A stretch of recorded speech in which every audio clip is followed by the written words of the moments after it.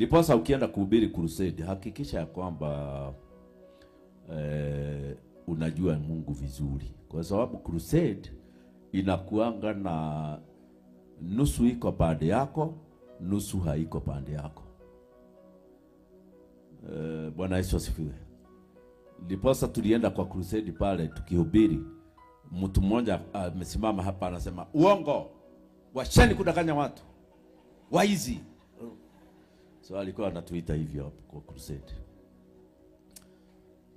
Na kwa sababu sio mimi nilikuwa nahubiri, kuna mhubiri alikuwa amekuja mgeni ndiye anahubiri, ndiye alikuwa anaambiwa hivyo. Mimi nilikaa hapo tu na intercessors nao wanaomba. Lakini niliona watu wameenda wawili wakampembeleza akawafuata. Walimwambia, nafikiria walimwambia watampatia kitu. Tusenti.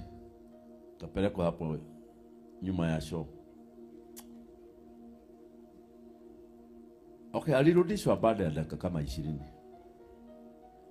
Nikamuona tena amerudi, nikasema yule mzee alikuwa anatutukana amerudi.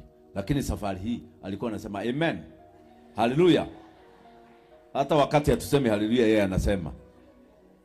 Nikasema na miujiza imetendeka. Hii ni miujiza ya kisasa. So nikauliza mtu mmoja hapo, mumeomba maombi gani na huyu mtu? Kaniambia sio maombi, hawezi kukosa 18 mpaka 10. Ndio nikaona tukipata majaribu yale Yesu alipata, tutapiga watu wote. Kwa sababu huyu mtu ni kama hawa, walikuwa kila wakati, hata hawakuwa impressed. Yesu akifanya muujiza si walikuwa wanauliza, "Wa nini unafanya muujiza na leo ni Saturday?"